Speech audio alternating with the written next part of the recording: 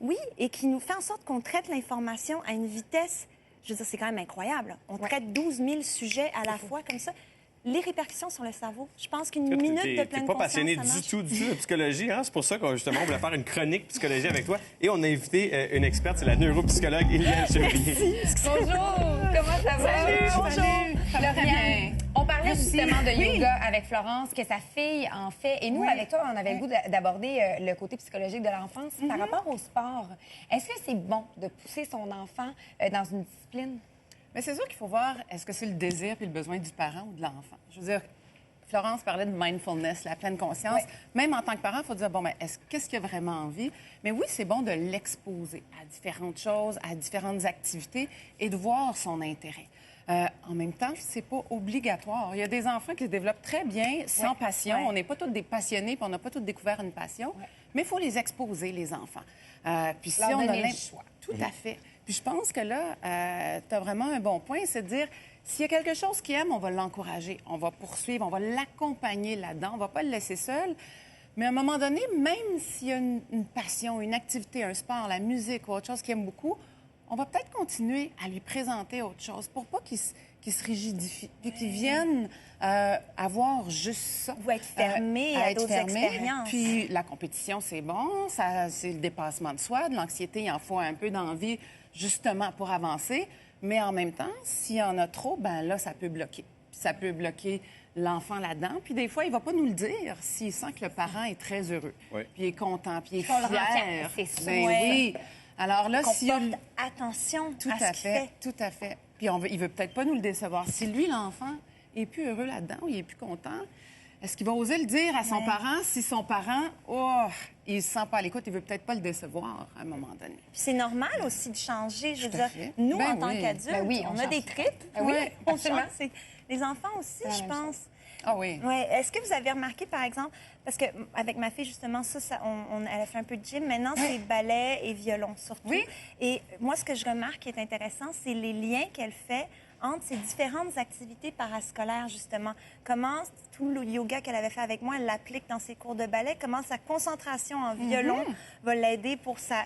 Est-ce que ça, yoga. c'est bon, justement, C'est excellent. faire des liens comme ça? Ben oui, on est un être humain complet, là. Il y a des activités plus intellectuelles, de lecture ou de musique, le sport et tout. Puis à un moment donné, nos différentes compétences, je veux dire, ça reste un être humain, un tout, vont aller se passer d'une à l'autre. Je veux dire, la respiration qu'elle travaille en yoga, elle va pouvoir l'appliquer en violon ou en ballet. Et vice-versa. La compétitivité qu'elle apprend dans une autre discipline, elle va pouvoir le transposer ailleurs. Puis même toute la vie sociale. Est-ce que je me fais des amis à l'école? Est-ce que j'en parle? Est-ce que j'apporte quelque chose? C'est sûr que en ça classe a quelque et tout? chose de positif, que Oui. l'enfant se définit aussi par ce qu'il fait. Oui, absolument. Oui. Je trouve que ce qui est difficile en tant que parent, j'ai un garçon de 3 ans et demi, c'est que tu veux pas être le parent qui pousse trop son enfant, mais tu veux pas non plus encourager l'abandon. Oui, Moi, mon garçon de effectivement. 3 ans et demi C'est tricky, est là. pas très, très bon en patin, mais je veux pas qu'il arrête parce que je veux pas encourager son manque de persévérance, mais en même Puis temps... mais tu veux pas non plus scraper sa confiance. Faire, Non. il est pas bon, on va abandonner, on va aller à Oui, autre puis chose. regarde, si t'essayes un an, ça C'est marche ça. pas, tu passes à autre chose, ça, parce mais- que dans la Ben vie, c'est oui. pas ça. C'est pas facile, je veux pas le pousser, mais en même temps, je peux pas abandonner tout ce En qu'il même temps, essaie. il faut voir si on fait essayer le patin ou le soccer ou tout ça à nos enfants, ça ne veut pas dire que ça va être ça sa passion. Mais le faire essayer puis de dire à l'enfant continue. Puis s'il dit je veux plus, mais tu veux plus quoi? T'aimes plus ton prof, t'aimes plus les amis, t'aimes plus ton coach. Qu'est-ce que t'aimes plus? J'ai plus de temps pour faire autre chose, pour faire mes activités. On essaie de voir qu'est-ce qui le dérange lui vraiment, plus que notre perception de ce qu'on pense qui le dérange. Puis après, ça va être de dire on va peut-être essayer de ne pas abandonner l'activité au moment de la difficulté. Quand c'est dur, on a toujours le goût de lâcher. Oui, Mais dire, OK, on va le surmonter. On va apprendre à l'enfant à surmonter sa difficulté. Puis on dit, on termine la session ou l'année au moins. Puis après, on peut se poser une question, par fois, exemple, ils ont parce que un changement. peut-être qu'on avait mal ciblé. Je veux Mais dire, moi, ça se peut. Puis c'est non, mais... Qu'est-ce que vous êtes en train de dire? Peut-être le patin. Non, mais... c'est pas ça. C'est Mais ça, ça se peut. Puis Mais ça se c'est peut que ça correct. soit autre Mais chose. oui. Mais oui, c'est normal. Puis à un moment donné, il faut aussi être compréhensif envers soi en tant que parent. Là. Ça ne veut pas dire qu'on va l'avoir du premier coup. Ça ne veut pas dire qu'on va avoir la bonne réponse, qu'on va avoir le bon sport. Puis on va peut-être se tromper. Puis on va peut-être se sentir coupable. Puis on dit, sans essayer une nouvelle chose puis 3 nouveaux sports par année. Oui. On va voir que les enfants aiment apprendre, aiment se développer. On va comprendre qu'est-ce qu'ils aiment. On apprend à connaître notre enfant aussi, qui est un peu comme nous, mais qui est tout à fait différent. Fait que c'est de l'écouter. Cette pleine conscience-là que tu parlais tout à l'heure, c'est aussi, nous, en écoutant notre enfant, d'essayer de mettre nos préjugés ou nos pensées de côté, de dire qu'est-ce que lui veut me dire, comment ça va. Moi, je trouve ça... Je veux dire, quand tu as un bébé... Moi, je l'ai eu jeune. Je l'ai eu à 22 ans, ma fille. Et quand je l'ai eu, je veux dire, tout l'amour du monde, il n'y a pas de mots. Un bébé, c'est tu l'aimes, tu l'aimes, tu l'aimes, tu t'occupes du bébé, tu l'aimes, tu l'embrasses, tu l'aimes. Mais c'est maintenant, à son âge de 8 ans, que je me rends compte de l'ampleur et de la responsabilité que c'est que d'être un parent, parce que tu mets un être humain sur cette terre, tu veux que ce soit une bonne personne, qu'elle soit heureuse aussi.